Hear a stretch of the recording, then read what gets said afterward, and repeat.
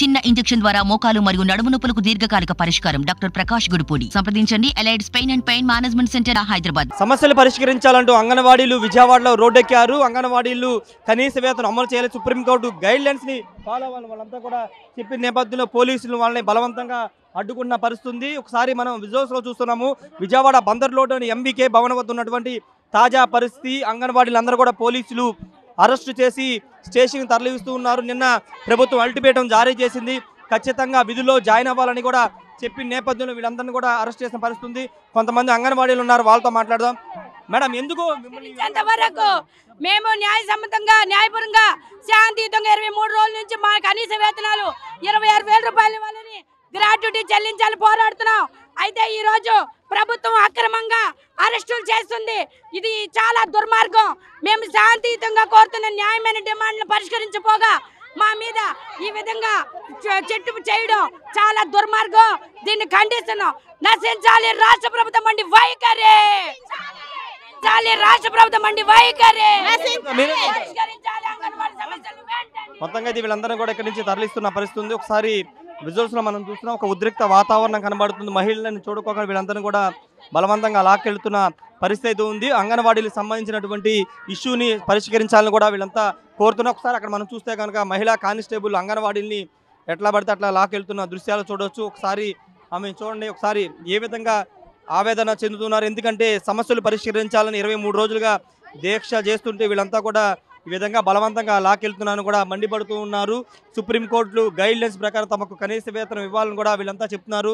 చంటి పిల్లలతో వీళ్ళంతా వచ్చిన పరిస్థితి. చాలా ప్రాంతాల నుంచి కూడా వీళ్ళంతా తరలి వస్తే ఈ విధంగా బలవంతంగా అరెస్టు చేసి తరలిస్తున్నారని చెప్తూ ఉన్నారు. నిన్న ప్రభుత్వం ఒక అల్టిమేటం జారీ చేసింది. విధుల్లోకి జాయిన్ అవ్వకపోతే కఠిన చర్యలు ఉంటాయి, ఆల్టర్నేటివ్గా ప్రత్యామ్నాయ మార్గాల వైపు వెళ్తామని కూడా ప్రభుత్వం చెబుతున్న నేపథ్యంలో ఒకసారి బందర్ రోడ్లో ఒక ఉద్రిక్త వాతావరణం మనకి కనబడుతుంది. ఎక్కడికక్కడ వీళ్ళంతా కూడా బలవంతంగా అరెస్ట్ చేసి ప్రత్యేక బలగాలతో స్పెషల్ బెటాలియన్ తీసుకొచ్చి వీళ్ళందరినీ కూడా అరెస్ట్ చేస్తున్నారు. వాళ్ళతో కూడా మాట్లాడదాము. మహిళలని అంటే అంగన్వాడీలకి ప్రభుత్వం ఇచ్చిన హామీలందరూ కూడా ఒకసారి చూస్తే మహిళలకు ఇక్కడ గాయాలైన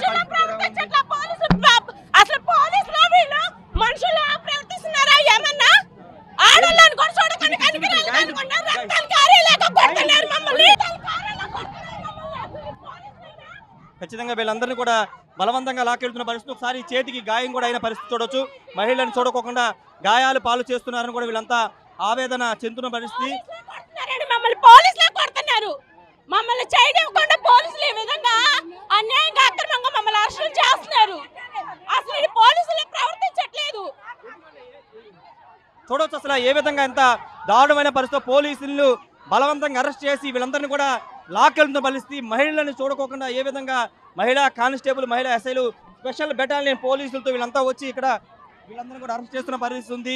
ఖచ్చితంగా తమ డిమాండ్లు నెరవేరే వరకు పోరాటం ఆగదంటూ కూడా వీళ్ళు చెబుతున్న పరిస్థితి ఉంది. ఎందుకంటే అంగన్వాడీలు కనీస వేతనం ఇవ్వాలి, తెలంగాణ కంటే ₹1 ఎక్కువ జీతం ఇస్తే చాలంటూ 11 డిమాండ్ వీళ్ళు చెప్పారు. కానీ ప్రభుత్వం ఒక్క డిమాండ్ కూడా నెరవేర్చలేదని వీళ్ళు చెబుతూ ఉన్నారు.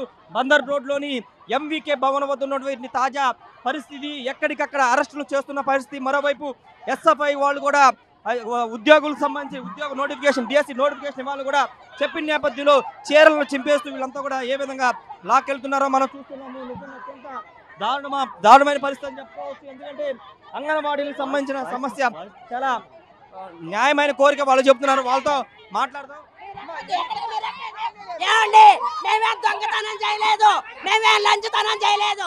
అయ్యా ముఖ్యమంత్రి గారు, మాకు జీతం కావాలి అని అడిగినప్పుడు పోలీసులు జులం చూపిస్తున్నారు. మేమే పాపం చేసాం. మీ మహిళలం కాదా మేము? మీ అక్కా చెల్లెళ్ళమ్మ కాదా? మేము ఎంత ఇది చేసాం మీ కానీ ఎందుకు మమ్మల్ని పోలీసులతో ఈ విధంగా దౌర్జన్యం చేస్తున్నారు? అయ్యా ముఖ్యమంత్రి గారు, మీరు కళ్ళు తెరిచి చూడండి, మీ ఆడపడుచులను ఏ విధంగా ఇబ్బంది పెడుతున్నారు. అయ్యా జగన్మోహన్ రెడ్డి గారు, చూడండి మీరు ఎందుకండి మమ్మల్ని బాధలు పెడుతున్నారు? ఏ నక్సలైట్లు మేమన్నా?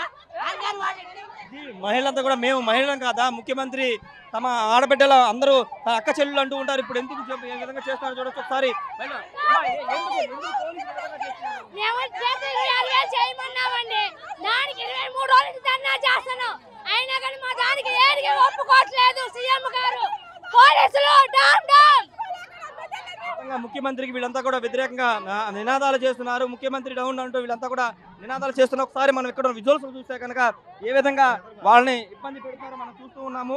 లోపలికి ప్రత్యేక బలగాలను తీసుకొచ్చి పోలీసులు ఏ విధంగా వాళ్ళని లోపలికి నెట్టే ప్రయత్నం చేస్తూ ఉన్నారు. మహిళలను చూడకోకుండా పోలీసులు ఈ విధంగా చేయడాన్ని అన్ని పార్టీలు కూడా ఖండిస్తూ ఉన్నాయి.